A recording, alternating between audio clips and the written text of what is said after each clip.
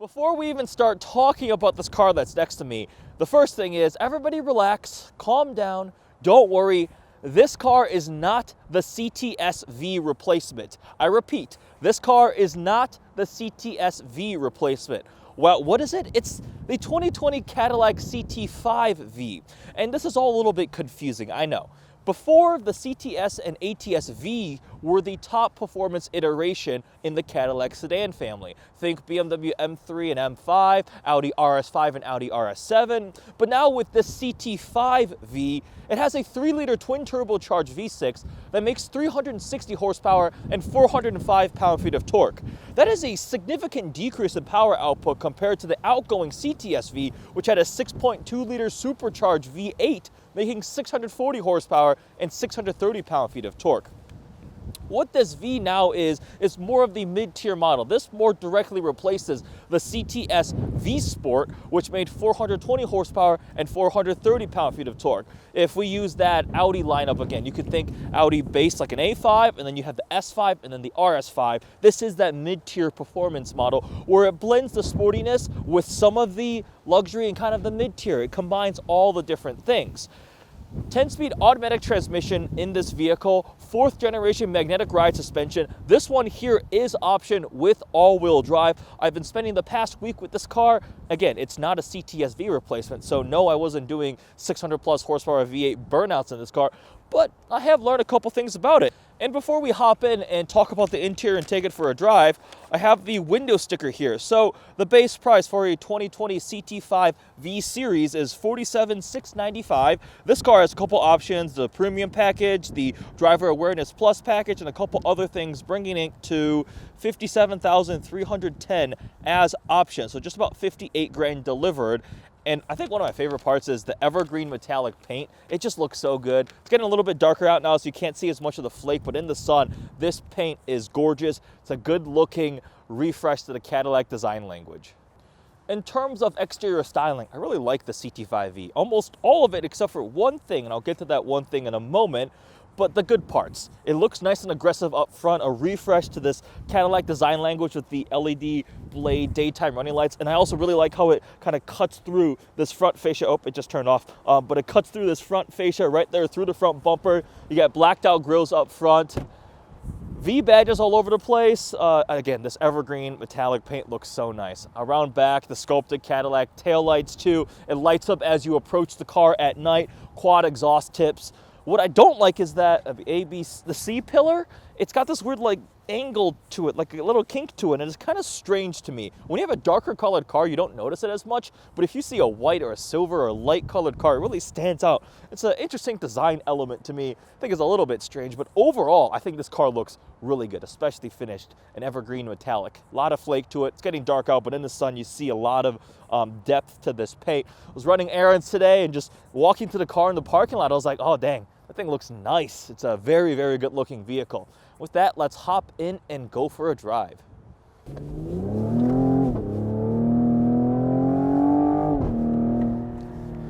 It's getting a bit cold out. Just hopped in the car, heated seat on, heated steering wheel.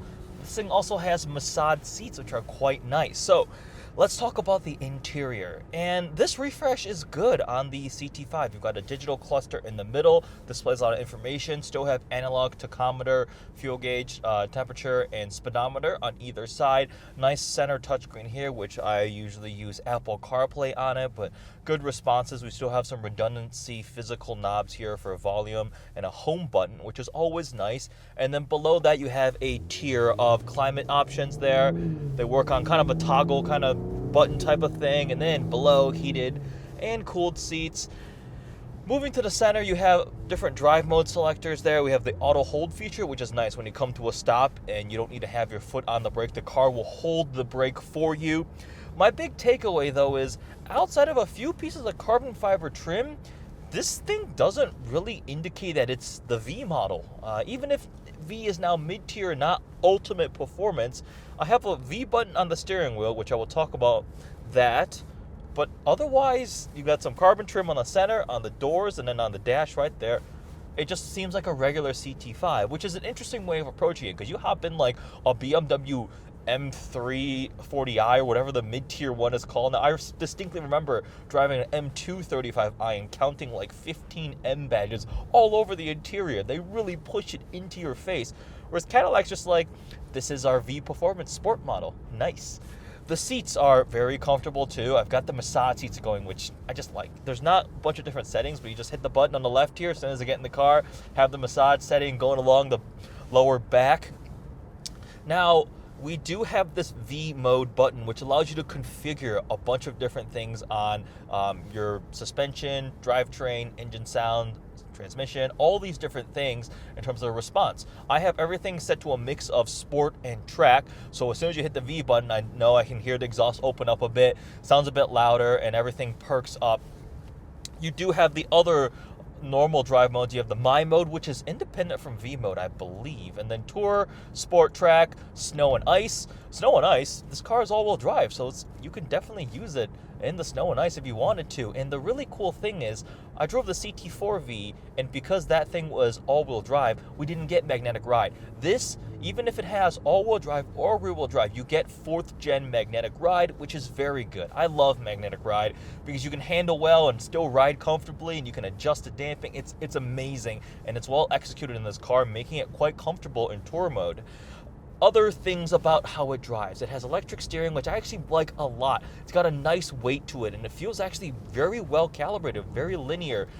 Speaking of calibration, the transmission is a pretty good transmission. It's a 10-speed, and under normal driving with the paddle shifters, it's what you expect out of just a regular torque converter. If you do completely step on it and floor it, it starts ripping off really quick shifts, trying its best to imitate a dual clutch or something like that. Under full throttle, it'll give you a little bit of a punch. It's pretty cool. It goes into, I think, it's performance shift mode or something like that. Little green icon shows up. This car will do 0 to 60 in 4.6 seconds for the rear-wheel drive, slightly slower for the all-wheel drive, so it's right competitive in that mid-range kind of combination sport luxury sedan. Other cool facts about the CT5-V. It has the same brake-by-wire system as the Corvette C8. So I felt the brake pedal is pretty nice weighting, nice and firm, and it comes to a stop nicely too. I'm using the word nice a bunch because that's what this car is. It's a nice vehicle. Have I fallen in love with driving it? Not like over the top, because the engine to me is a little uncharismatic. It's paired with a good transmission, which has a lot of gears. 10 speeds is a lot. 8 is nice. 10 feels like a lot. Are they going to do it like, can you imagine in a couple years doing like 11, 12, 13 speed? Because at a certain point, you're getting close to what it feels like a CVT. You're just in between such closely spaced ratios. I don't envy future transmission calibrators. Oh my God, that job was probably going to be so complicated. But yes, this 10 speed is good. The Alpha 2 platform is great. It handles well. I've gone through some roundabouts, some corners, and this car puts the power down while it grips, and it goes, and it's fun. It's a great all-around package. But I didn't fall in love with it, just like I didn't fall in love with the B9S4. There's a slight possibility that I've been spending too much time in upper tier performance echelon of very, very more track focused or much more sporty and capable vehicles. But as an all-around daily driver, it's been great getting into this car. You know, following along that train of thought, maybe what this thing does need is that supercharged V8 with the possible Blackwing for me to fall in love with the car.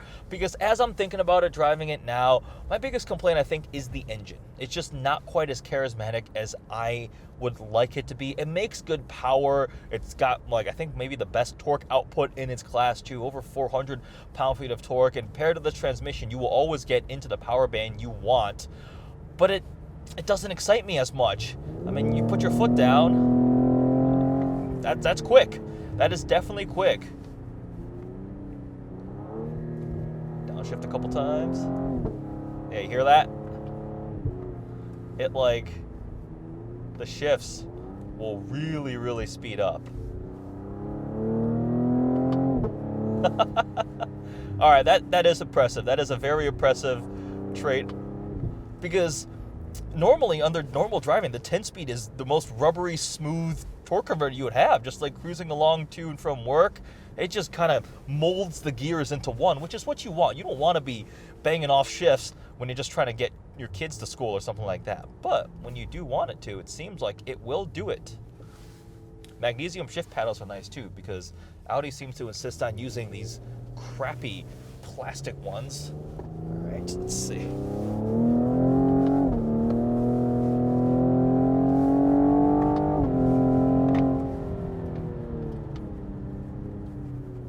Yeah, this thing gets up and goes.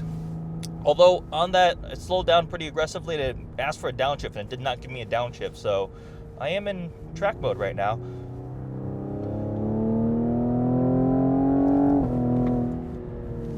All right, favorite parts of the car. The transmission in performance shift mode is actually quite impressive. That's nice. I like this interior. It doesn't have any touches with V badges and stuff, but subtle carbon fiber, comfortable seats, heated and cooled and massaged, heated steering wheel. That's pretty good. The infotainment system is good. It works. No major complaints there. And honestly, with a lot of these, as long as you have a nice responsive touchscreen and Apple CarPlay or Android Auto, you're good to go. It has this convenient little slot right here where I can set my phone right there, and the cable can plug in to run Apple CarPlay or Android Auto. I have a wireless charging pad here. I actually have AirPods sitting on the wireless charging pad, and I think it works. They were charging earlier, so that's convenient. Yep, right there, they're charging. Overall, I've enjoyed my week with this Cadillac CT5-V. It's a very good all-around luxury sports vehicle. It looks really good. I will say in this segment where a lot of stuff is starting to kind of blend together and like all the Audis look like they're copy and pasting and just kind of rescaling to different sizes, I like the CT5-V. I really like this Evergreen Metallic paint. Something about green paint's really starting to get to me. Interior quality feels nice. It's quiet. It's comfortable with 4th gen magnetic ride, cruising along. Oh, I forgot to mention too, it has an electronic limited slip differential. Let's chase down a Honda Type R in front of me.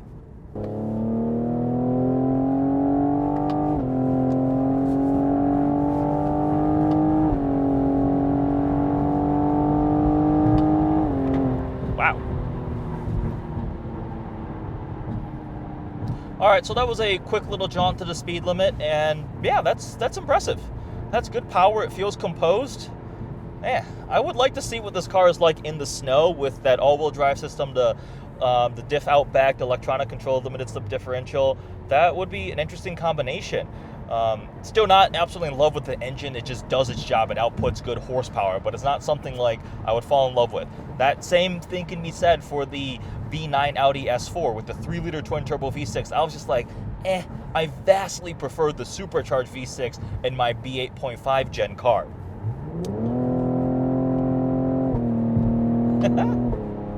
All right, that 10-speed can rip off quick shifts. And with that, I will conclude my review of the CT5-V, and I will circle back to relax. This is not the CTS-V replacement. If I had $1 for every DM or comment that I had of like, that doesn't deserve the V badge, that's not a CTS-V, I could have bought a CTS-V. There will be an upper tier performance one coming. This is the V series, the mid-tier sporty combination. Think Audi S5, Audi S4, Audi S6, all of that type of thing. And you will understand what this car is supposed to do. Make sure you guys also check out my CT4-V video, which is like the little baby brother version of this car, and hopefully we will be experiencing a supercharged version of this. I have no idea if that's actually going to be the engine, but that would be very, very nice. With that, thanks for watching, guys. Thanks for the support. We'll see you guys next time.